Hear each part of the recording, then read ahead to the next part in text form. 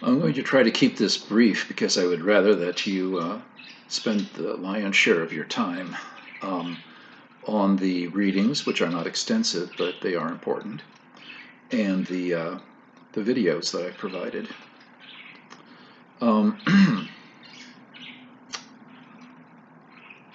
The question I've given you, I want you to think long and hard about it and answer as clearly, sincerely, and honestly as you can. Why are you morally significant? Why should anyone take your interests, your well-being, your feelings, your aspirations, your autonomy, your rights into consideration? Okay. The first reading, of course, is Ain't I a Woman by Sojourner Truth. Very short, very succinct. Why am I morally significant? I'm morally significant because I'm a human being, and beyond being a human being, I have suffered, I have labored, I have cared for others, I have endured injustices and yet persevered. I can attest to the fact that I have sufficient character, sufficient worth, sufficient value that I am entitled to be treated as morally significant. Okay? Read it, think about the particulars that she talks about, and ask if you wouldn't yourself cite similar things. And tell me what morally significant means. Okay, we've used the term before, and I just kind of gave you a rough list of things that would go into it. Your aspirations, the fact that you can suffer. Kant would say the fact that you can reason. Now, the next thing we're going to turn to, next topic we're going to turn to after this is utilitarianism. Jeremy Bentham, one of the key figures in modern utilitarianism, says, look, when we consider other living beings, not just people, but other living beings, we shouldn't be asking, can they reason? We should be asking, can they suffer? If they can suffer, then it matters to them what we do. Just as it matters to you what we do because you are capable of suffering too, and of also feeling satisfaction, okay, feeling feeling positively, okay, self-actualization as Kant called it. If we try to make reason, as Kant did, try to make reason the only thing that comes into consideration when we talk about moral worth, wouldn't it follow that if you are more capable of reasoning than another person, another biologically human, don't you matter more morally? Well, to most of us, that's like, whoa, wait a minute. Our contemporary sensibilities are, you're telling me that a child with Down syndrome isn't as morally significant as a child who has no such impairments? You're telling me that a small child, a toddler, is less morally significant than a fully grown adult? Are you telling me that a fairly stupid, uneducated person is potentially less morally significant than a highly educated, highly trained, talented individual? Guess what? Kant would say, yeah, if I can make the case that I have a greater embodiment in me of that rational principle that is so important to him, then yeah, I'm morally more significant than you. He even says it would be, he says things at many times that would make us stop and shake our heads and say, whoa, that doesn't sound to me like an attitude I'd want to universalize. But he says, for instance, it is utterly immoral for a full-grown adult to ever sacrifice his or her life for a child. Why? Because the child is merely potentially rational, whereas the adult has actualized their rationality and hence has greater intrinsic value. Okay, most of us at that point would throw out a flag and say, foul. Wait a minute. Isn't the fact that the child is dependent upon us, dependent upon our benevolence, dependent upon our fairness and our sense of responsibility, doesn't that make the child very significant morally?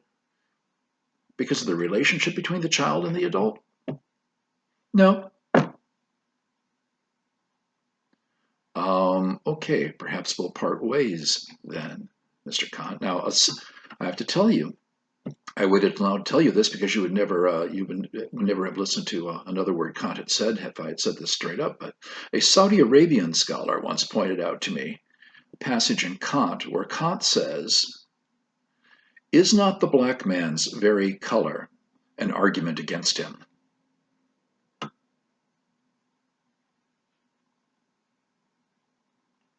How dark your skin is a measure of your moral worth. Well, Kant was doing what you might call armchair anthropology. An armchair science is one in which you don't actually go out, make firsthand observations, you don't, or a meta-analysis, as we'd call it now, of a whole body of firsthand observations made by others, no testing, no peer review. Basically, secondhand accounts, and you sit back and speculate about it. Okay, that's why it's called armchair. It's like you're sitting in your study in your armchair speculating about what must be true. This is how many of the medievals did physics as an armchair science, and why so much of medieval physics was, let's say, disposable. Okay. Well, armchair anthropology is just the same. You don't know these people. You don't have any firsthand experience of them. You certainly haven't carefully taken measurement and done any kind of testing or any of the kind to see whether your generalizations about these different groups of people are accurate. They make sense to you, and because they make sense to you, you take them as being true. What could be further from the philosophical spirit than to say, well, that sounds good. Not only that, but it flatters me. Armchair anthropology generally does not make the person doing the speculation out to be the lowest rung on the ladder. Okay, in fact, it's quite often simply an apologia, an argument for privilege. Okay, think about the question, are you morally significant, and why? And think about why Sojourner Truth believes that she is morally significant, and ask yourself, how do these same considerations apply to you?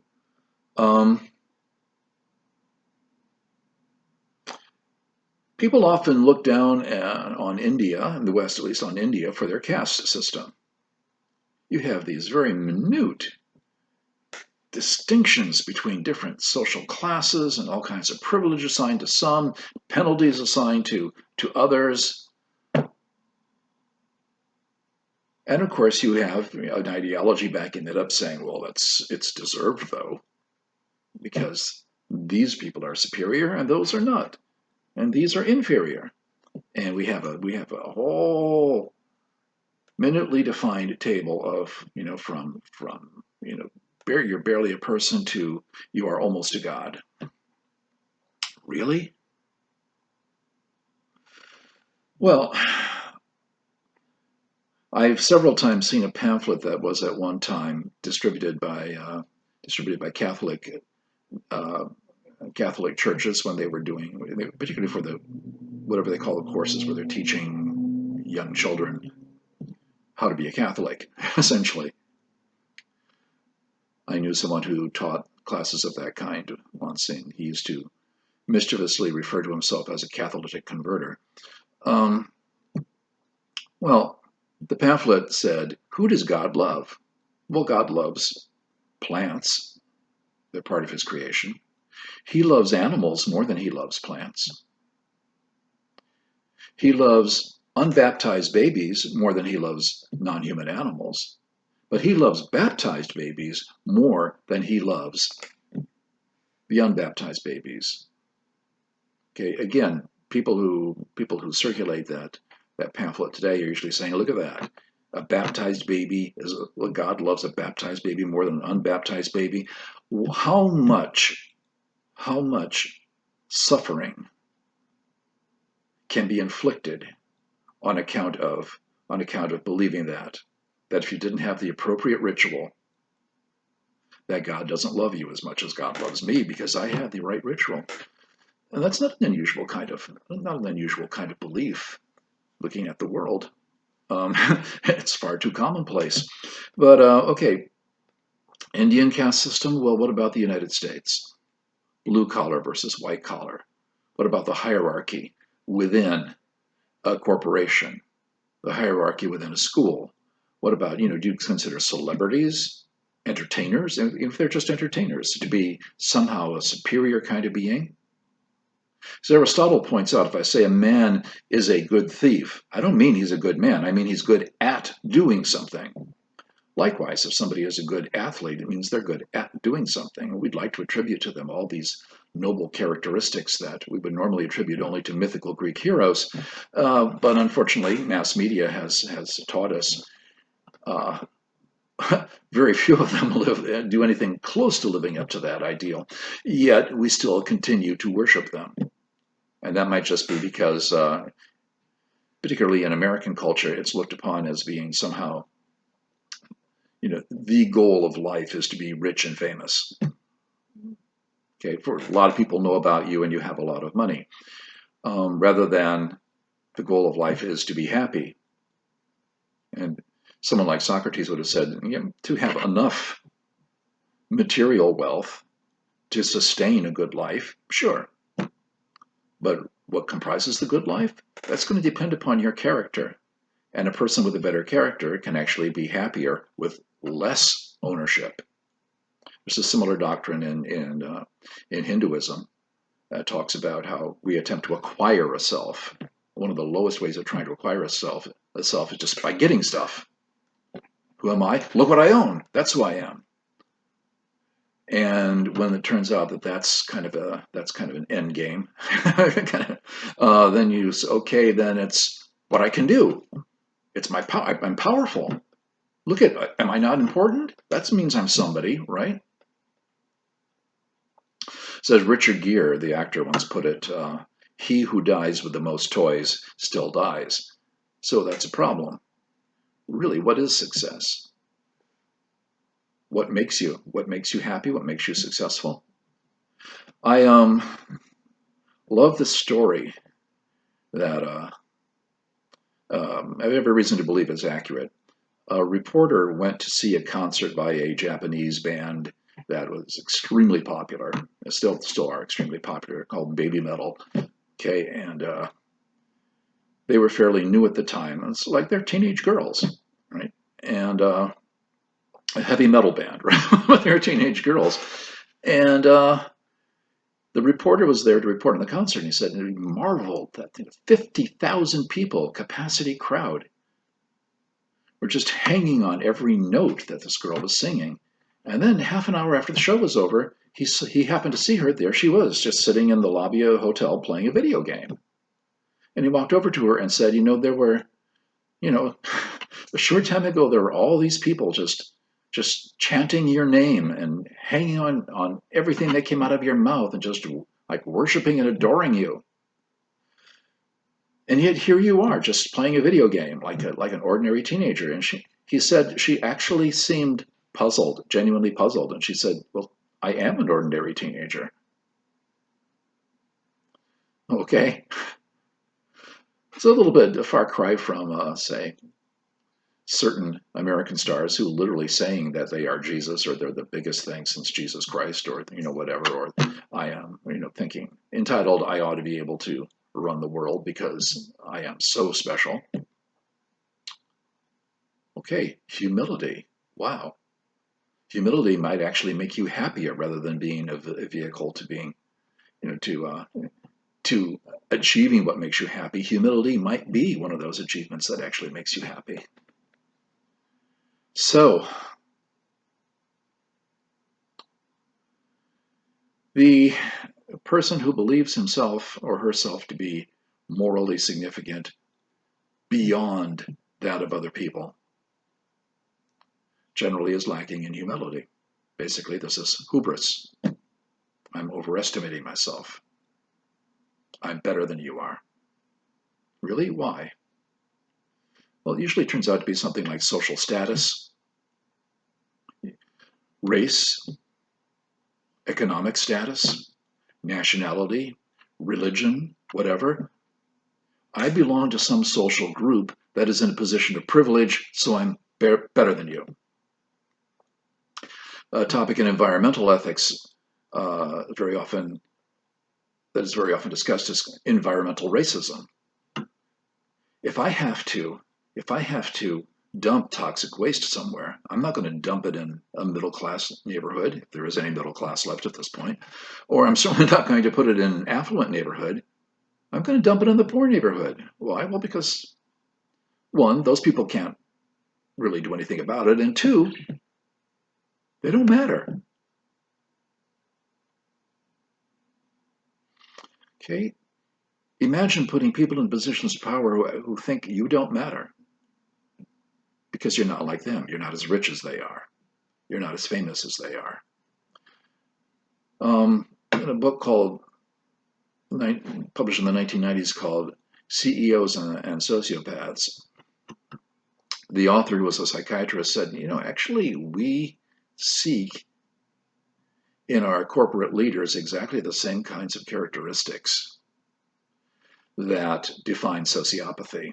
That is a lack of conscience, an inability to feel any guilt about whatever you do, no matter what you do, and hence a sense of entitlement to do whatever you please. Does that not create our own caste system? Okay. In the Old Testament, when the story of King David coming to power, so he gathered up every malcontent in the kingdom in order to take the throne. And there were people who basically had been getting the short end of the stick, so there were plenty of people that he could reach out to for a coup. Then when one of his sons actually tried to do the same thing to him, many years later, exactly the same language is used.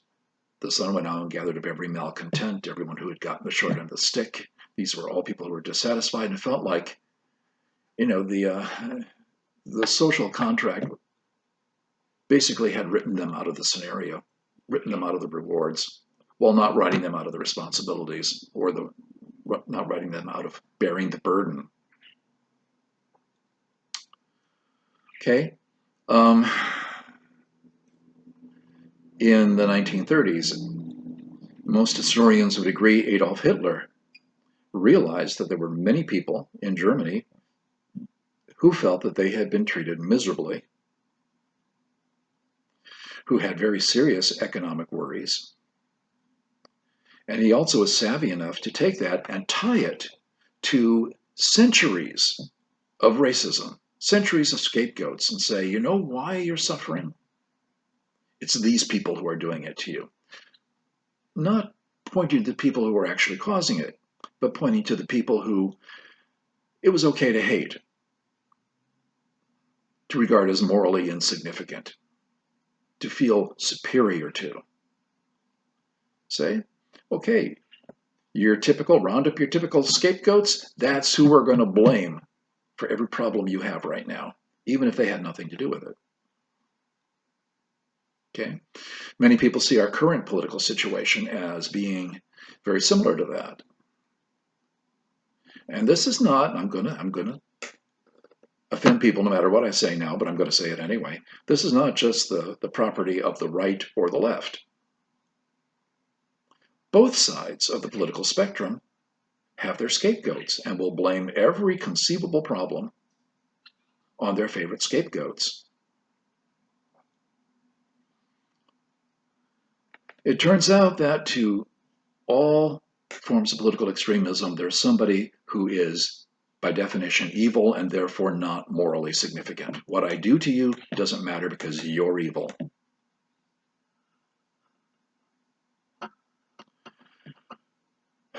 Wow. It's kind of scary, huh? Nina Paley's This Land Is Mine, it's a scene from a full-length animated feature that she did. Her first full-length animated feature, Sita Sings the Blues, was rated by Time Magazine as one of the greatest animated films ever made.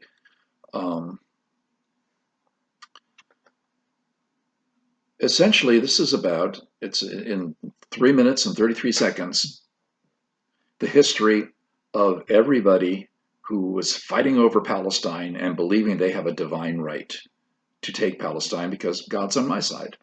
Well, if God's on my side, then God's not on your side. And if God's on my side and not your side, clearly I am morally significant and you are not.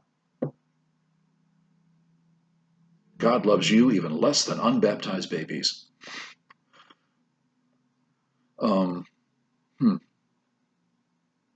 So, of course, one group after another, for millennia, saying, God gave this land to me. No, he didn't. He gave it to me. No, he didn't. He gave it to me. No, no, no, he gave it to me. And if you're on it, I have a right to kill you. Take it back. Now compare that to the notion of manifest destiny in American history. God wanted white Christians to inhabit this continent. And so these red heathens will just push them out of the way.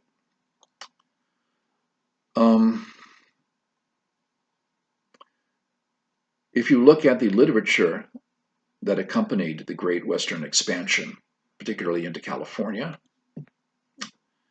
I've seen particularly literature from the expansion to California. Basically, it said, yeah, just we should wipe the indigenous peoples off the face of the earth because God obviously wants us to have it. Now, you probably don't feel good about killing babies, but the exact terms that were used commonly, nits will be lice. In other words, these aren't really human beings. A baby, say a baby Native American, is not like a human baby. I mean, they may kind of look like a human baby, but hey, you know what? Latter-day Kantian, you might say, is not the red man's very color an argument against him? Well, fine, go ahead and feel good about killing the babies because they're just going to grow up to be these loathsome, morally irrelevant people. If we want to answer who is morally significant, we have to take a look at the people who we are harming and ask, why have we excluded them? Someone said, Declaration of Independence says, all men are created equal. Well, does that mean all white Christian men who own property? It's taken some time. It's taken some time for us to come around to saying, no, actually it means all men. Well, wait a minute, actually by men we mean that generically it's all people, all men and women. No, wait a minute, actually it's however you define your gender, it's everyone, every human being. And property should be irrelevant, as Benjamin Franklin put it. Look, if you assign votes according to property, if I own an ass, like a donkey, if I own an ass, I can vote. If the ass dies, I can no longer vote. Clearly, he said, tongue-in-cheek, my vote represents not me, but an ass. So, this is something that has been an ongoing agenda in American politics and in American constitutional law. Was the Constitution written to be a living document that as we learn more, as we understand things better, as our experience of the world as a nation increases, we are able to expand our interpretation of what it means, or what it should ideally mean? All men are created equal, all white men who own property and are Christians? No, wait, we want to go beyond that originalist interpretation. So, Frantz Fanon, Black Skins, White Masks. This is an 8-minute, 43-second introduction to his thought. He talked about colonialism, okay, and he was a groundbreaking thinker about colonialism. Colonialism is a huge factor in world history, and it basically says that we can define another culture as being inferior to ourselves and hence not morally significant, or not morally significant to the extent that we are, and we can go in and we can change them. And in fact, we're doing them a favor if we try to remake them in our own image. People used to argue about in favor of the slave trade, saying, well, yeah, okay, these slaves have a horrible life, but we get to convert them to Christianity, so their eternal soul is better taken care of. Whew. In the words of Richard Dawkins, religion poisons everything. Of course, it's also possible for religion to ennoble things. But certainly saying I can basically take any kind of heinous activity on my part and justify it by invoking religious platitudes, that's scary. And that is poisonous. The Persian figure, Zoroaster, sometimes called Zarathustra, said that if you use the name of God, invoke the name of God to justify cruelty, you sin twice.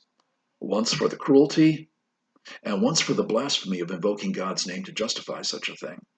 That may, some interpretations, that's what's behind, at least part of what's behind the commandment of not taking God's name in vain. Don't try to hide behind religion to justify your own injustices. That's in fact blasphemous. That's disrespectful not only of other human beings, but also of your religious tradition. Okay.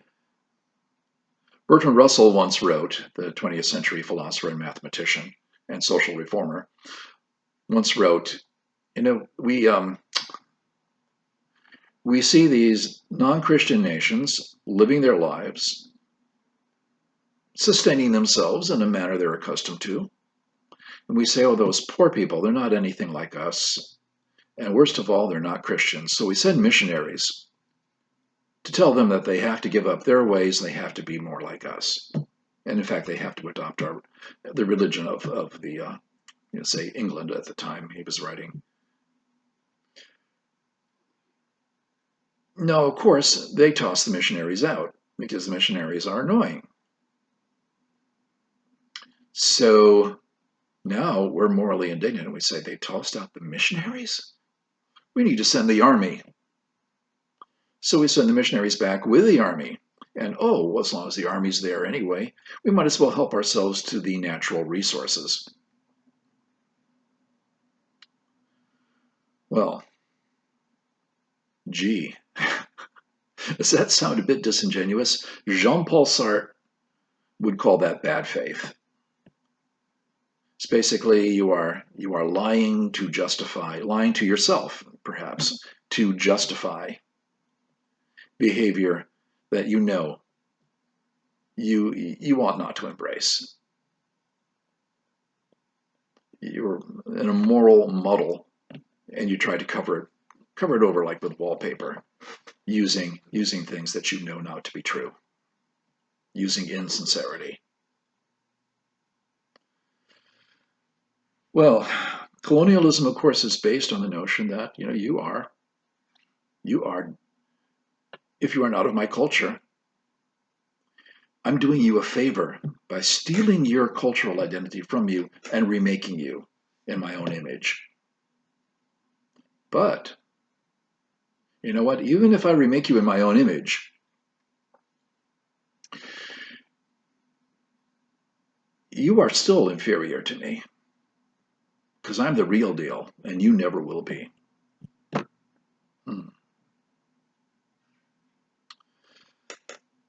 Okay, you probably remember that there was a genocide in Rwanda.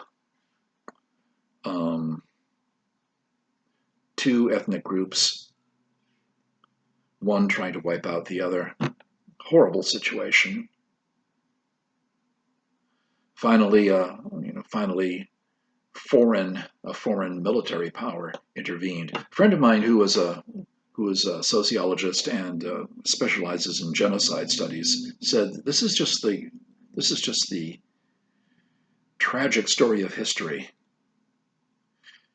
Once a genocide actually starts, it's almost impossible to stop, except through the intervention of an outside military force. That's what stopped the Holocaust. It's what stopped the ethnic cleansing in the Balkans. And it's actually what stopped the genocide in Rwanda as well. The interesting thing in Rwanda is that the conflict was between two ethnic groups who were essentially the same ethnic group. The European settlers in Rwanda, while it was still a colony, had divided up the indigenous ethnic group and said those who have smaller noses and fairer skin, who look more like a European, we're going to give them better jobs and special privileges. And the ones who look more like an indigenous African and less like a European, or at least their idea of what an indigenous African looked like, we're going to give them the crappier jobs, fewer rights, disenfranchise them politically. And so, of course, there was tremendous resentment by the underdogs for those who were in privilege once the colonists were gone. There was revolt, there was civil war. Each side actually tried to committed atrocities against the other. On the analysis of many, the long civil war in Sri Lanka happened for very similar reasons. Well, but aren't you blessed to have the superior European culture displacing your own? Yeah, well, no, maybe not. Okay? If these people are morally significant, even if they look different, eat different food, listen to different music, even if they don't share your religious beliefs, even if they don't share your customs, your rituals, your traditions, even if they're not the same color as you, are they still morally significant? Must you in fact treat them with, as Confucius would put it, empathy and respect in order to have a civilized relationship with them? Using Rawls's veil of ignorance, would you want an allegedly superior group to come in and take control of your own culture and say, you know what, we're clearly smarter than you, we have better technology, and so forth and so forth and so forth. So you really are not as morally significant as we are. We have the right to take what we want. We have the right to overrule your rights if we so choose. Okay, I've included this 2.5-minute film debunking the Protocols of the Elders of Zion. As you'll find, the Elders of Zion is the Protocols of the Elders of Zion is a fake document that was created in the 19th century by the secret police of the Tsar, and that's all pretty much understood by historians. It was an attempt to divert anger that was building toward the Tsar by rerouting it toward the traditional scapegoat of the Jews. Now, anti-Semitism is itself on the rise in the United States, and one of the reasons for that is because of the rise of conspiracy theory thinking. Conspiracy theories generally look for scapegoats. They cherry pick evidence. To say they reason badly is to give them the benefit of the doubt. They don't necessarily reason at all. Violate Descartes' principle about, a conclusion cannot be proven by premises that are even more doubtful than the conclusion was. And just basically all the rules of good reasoning and fairness go out the window so that you can blame everything on your traditional scapegoat. Okay. The myth of a worldwide Jewish conspiracy is it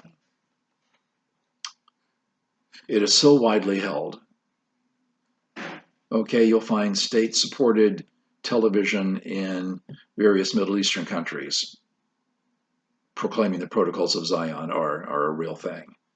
You'll find soap operas and dramas and so forth that in certain Middle Eastern countries that proclaim that the protocols of the elders of Zion are in fact being put into effect, and there are terrible, terrible consequences for anyone who is not Jewish.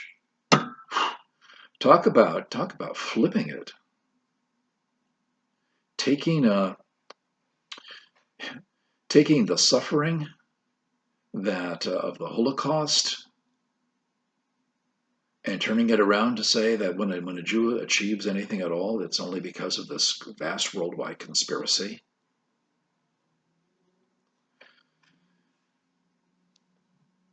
In Shakespeare's The Merchant of Venice, the Jew Shylock